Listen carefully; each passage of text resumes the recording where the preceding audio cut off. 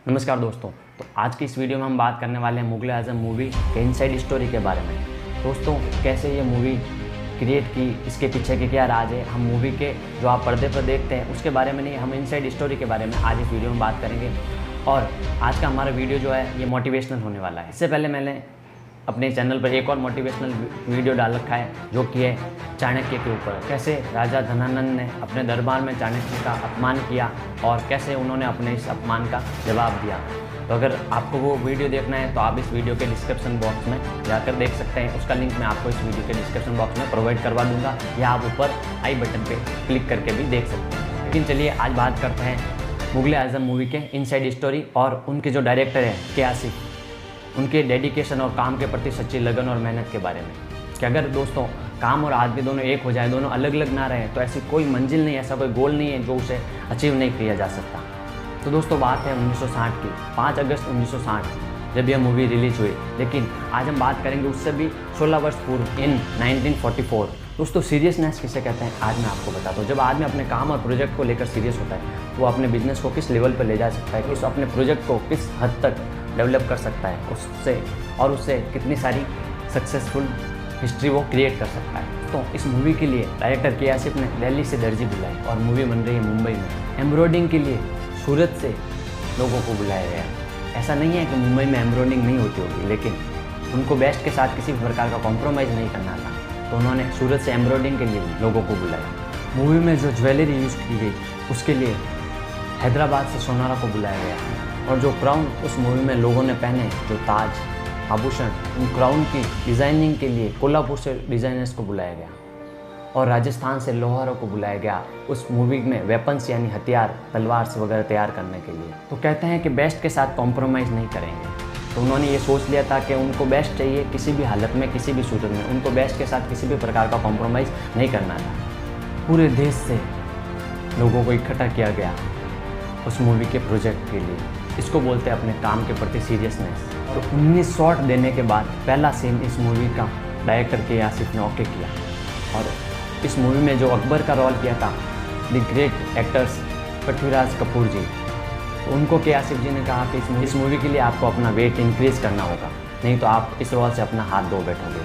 क्योंकि के आसिफ ने कहा था कि मुझे अकबर चाहिए वैसा जिनकी पर्सनैलिटी एकदम भारी भरकम हो। तो इसलिए उन्होंने द ग्रेट पृथ्वीराज कपूर जी को वेट बढ़ाने के लिए कहा। इसको बोलते हैं seriousness. This movie starting in 1944 and release इन 5 अगस्त 1960। करीब पूरे 16 साल लगे इस प्रोजेक्ट को कंप्लीट होने में। और दोस्तों किसको पता था कि चलेगा या नहीं चलेगा, लेकिन अपने काम के प्रति मेहनत और डेडिकेशन। दोस्तों सीरियसनेस के इंतहा यहीं ख़त्म नहीं होती। कॉस्ट ऑफ दिस मूवी, यानी कहते हैं इस मूवी का जो बजट था वह उस समय 1960 में लगभग 1.5 करोड़ रुपए बताया गया। उस समय उस मूवी के एक गाने को शूट करने में इतना बजट लगता था जितने में पूरी मूवी बन जाए।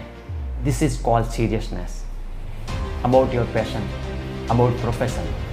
और दोस्तों इस मूवी में एक सॉन्ग है, आपने सुन रखा होगा, प्यार किया तो डरना क्या। This song was film in try colour. और आसिफ ने कहा था कि ये पूरी मूवी उनको ट्राई कलर में चाहिए, लेकिन जो प्रोड्यूसर थे उन्होंने हाथ खींच लिए और फिर उनको ऐसे ही रिलीज़ करनी पड़ी। लेकिन प्यार किया तो डरना क्या, इस सॉन्ग को ट्राई कलर में बनाया गया। और अगर आप ध्यान से सुने तो उस मूवी में एक सॉन्ग है मोहब्बत जिंदाबाद। उस सॉन्ग के लिए 1000 कोरस सिंगर को गवाया गया ताकि इको क्रिएट हो सके। उस समय टेक्नोलॉजी इतनी डेवलप नहीं हुई थी। मराठा मंदिर में ये मूवी रिलीज हुआ 1960 में और 1100 सीटों की कैपेसिटी थी उस थिएटर की। और मैं आपको बताना चाहूँगा 1.25 लाख लोग वहाँ पे इकट्ठा हुए उस मूवी के लिए। और यहाँ तक कि 4 हाथियों पर उस मूवी के पोस्टर को लाया गया, एक माहौल क्रिएट किया जा सके मूवी के लिए। डायरेक्टर थे मूवी के के आसिफ जी। इवन उनको यहाँ तक कि पान और सिगरेट तक भी उधार खरीदना पड़ता था, क्योंकि उस मूवी में इतना इन्वेस्टमेंट हो चुका था तो पैसे नहीं थे। तो इसे कहते हैं डेडिकेशन। मूवी की एक्ट्रेस मधुबाला जी को जो जंजीरें पहनाई जाती थी वो भी ओरिजिनल पहनाई जाती थी, ताकि उनके चेहरे पर वो फील्स, वो दर्द दिखाई दे। और इस फिल्म में एक सीन है जिसमें सुबह की तीसरी पहर में सलीम और अनारकली मिल रहे हैं और पीछे तानसेन गा रहे हैं। तो जो मूवी के डायरेक्टर हैं के आसिफ जी, उन्होंने म्यूजिक डायरेक्टर नौशाद साहब से पूछा, नौशाद साहब तानसेन गाए ऐसा व्यक्ति, ऐसा सिंगर आप कहाँ से लाएंगे? तानसेन की टक्कर का आदमी आप कहाँ से लाएंगे? तो नौशाद साहब ने कहा कि टक्कर का आदमी तो है, लेकिन वो फिल्मों के लिए गाते नहीं। तो जो के आसिफ थे उनको सिगार पीने का बड़ा शौक था, वो सिगार पीते थे और सिगार का जो गुल है वो ऐसे उछाल के वो हटाते थे। तो सिगार का गुल ऐसे झाड़ते हुए उन्होंने पूछा कि कौन है वो नौशाद जी ने कहा कि उनका नाम बड़े गुलाम अली खान साहब है, जो लखनऊ में रहते हैं, लेकिन वो फिल्मों के लिए तो गाते नहीं। तो के आसिफ ने कहा कि आप अपॉइंटमेंट लीजिए, उनका समय लीजिए, हम चलते हैं मिलने और बात करते हैं उनसे। तो आसिफ साहब और नौशाद साहब दोनों गए लखनऊ, जब पहुँचे बड़े गुलाम अली खान साहब के यहाँ, तो नौशाद साहब उनसे मिलते हैं और बताते हैं कि एक मूवी बन रही है जिसका नाम मुगल आज़म है और ऐसी मूवी शायद दोबारा ना बने, तो हम चाहते हैं कि मूवी में एक गाना है तानसेन का, जिसमें हम आपकी आवाज़ का इस्तेमाल करना चाहते हैं और ये हमारे लिए और इस मूवी के लिए बहुत ही फ़क्र की बात होगी अगर आप ये गाना गाएं। बड़े गुलाम अली खान साहब कहते हैं कि साहब आपको पता है फिल्मों के लिए मैं नहीं गाता, अगर कोई संगीत सम्मेलन हो, कोई जलसा हो तो वहाँ ले चलिए, वहाँ मैं ज़रूर गाऊँगा। तो जो पीछे के आसिफ खड़े होते हैं, उनका जो सिगार पीने का स्टाइल होता है, तो वो सिगार पी के यूँ गुल झाड़ के कहते हैं, खान साहब गाना तो आप ही गाएंगे। तो बड़े गुलाम अली खान साहब थोड़ा सा एकदम धुंधला के यूँ देखते हैं, ये साहब कौन है?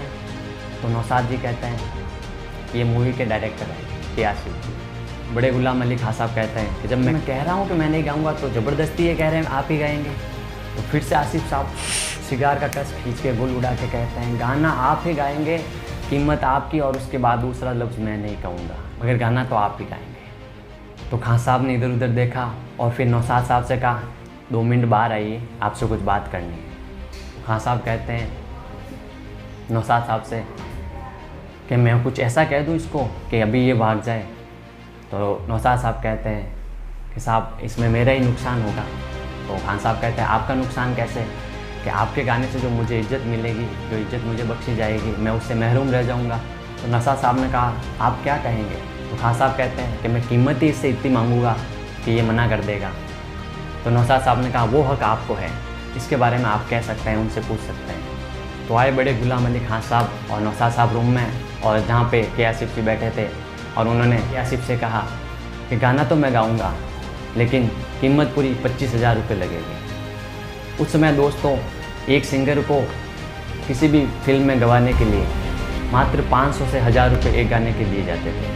तो के आसिफ जी कहते हैं बस इतनी सी बात। तो उस समय वो कुर्ता पहनते थे, तो अपनी सीट से खड़े हुए और अपने कुर्ते की जेब में हाथ डाला और 10,000 का बंडल उनके चेयर पर रखा और अपने उसी अंदाज में सिगार का कस लेते हुए और गुल झाड़ते हुए खान साहब गाना तो आप ही गाएंगे। और फिर उस मूवी में एक सॉन्ग है शुभ दिन आयो रे, आपने सुन रखा होगा वह सॉन्ग, वह गाना जो है बड़े गुलाम अली खान साहब ने गाया। तो बड़े बड़े लोग हुए हैं और मैं आपको बता दूं 14-16 साल में वो मूवी बनकर रिलीज़ हुई। और हाल ही में एक बुक लिखी गई है जिनके राइटर हैं R.K. केसवानी। उन्होंने अपनी बुक दास्ताने मुगल आज़म, इस पूरी बुक में अगर आप बुक पढ़ने के शौकीन हैं और बुक अगर आप पढ़ेंगे तो उसमें आप पाएंगे कि एक शॉट के लिए 4000 के जूते मंगवाए गए अकबर के लिए। तो 4000 के जूते इन 1944। तो आप समझ सकते हैं कि अकबर अगर जूते पहनेगा तो वो कैसे होंगे। तो अकबर को जूते पहनाए गए 4000 के उस ज़माने में, और अकबर चल रहा है सीन, अपना सीन कंप्लीट करने के लिए। और जो एक्टर थे जो अकबर का रोल कर रहे थे पृथ्वीराज कपूर, जब शॉट देखा पृथ्वीराज कपूर ने तो उन्होंने के आसिफ से कहा आसिफ सारी बात ठीक है लेकिन शॉट में जूते तो आ ही नहीं रहे। तो के आसिफ का जवाब सुनिए। उन्होंने कहा आपको फीलिंग तो आ रही है ना कि आपने 4000 के जूते पहने, और उसी फीलिंग के साथ अगर आप चलते हो तो लगता है कि अकबर चल रहा है। दोस्तों बड़े बड़े कलाकार हुए तब जाकर ऐसे हिस्टोरिकल मूवीज़ बनती है और मास्टरपीस बनते हैं। तो दोस्तों आज की इस मोटिवेशनल वीडियो का यही उद्देश्य था कि अगर आप किसी भी फील्ड में, आप किसी भी प्रोफेशन में, आप कोई भी काम करते हो छोटा या बड़ा, आप अपने उस काम में इतना डूब जाइए कि काम और आप अलग अलग ना रहें, आप दोनों एक हो जाइए, फिर आपके कोई भी गोल्स अचीवमेंट जो हैं आपसे दूर नहीं होने वाले, आपको ज़रूर मिल जाएंगे। और आपको आज का ये मोटिवेशनल वीडियो कैसा लगा कमेंट बॉक्स में कमेंट करके ज़रूर बताइएगा। और आने वाले वीडियोज़ में आप डिसाइड कीजिएगा आपको पहले कौन सा वीडियो देखना है। क्या आप देखना चाहते हैं कि द अनसिंकेबल जहाज़ टाइटैनिक कैसे डूबा, यानी टाइटैनिक को बनाने वाली जो प्रोडक्शन कंपनी थी वाइट स्टार लाइन, उसके जो CEO थे, चेयरमैन थे, उन्होंने सबके सामने ये घोषणा की थी कि ये जहाज़ कभी नहीं डूब सकता। तो वो जहाँ डूबा कैसे, या फिर आप देखना चाहते हैं कि how to Dubai become a the great Dubai, यानी एक छोटा सा देश दुबई आज वर्ल्ड के नक्शे में कैसे अपनी एक महत्वपूर्ण भूमिका और एक विशेष स्थान बना रहा है, या फिर आगे आने वाले वीडियो की सीरीज़ में आप ये देखना चाहते हैं कि यानी मैंने कैसे केवल 2 वर्ष के एजेंसी करियर में ही अपने आप को MDRT इंश्योरेंस एडवाइज़र बना दिया। इन तीनों में से जिस भी टॉपिक पर आप अगला वीडियो चाहते हैं तो कमेंट बॉक्स में कमेंट करके बताइए, जल्द से जल्द उस वीडियो को आपके सामने प्रस्तुत किया जाएगा। और इस चैनल पर आप अगर नए हैं और किसी भी माध्यम से ये वीडियो आप तक पहुँचा है तो चैनल को सब्सक्राइब और इस वीडियो को लाइक कर दीजिएगा। तो मिलते हैं ऐसे इन्फॉर्मेटिव और नॉलेजेबल वीडियो के साथ, तब तक के लिए नमस्कार।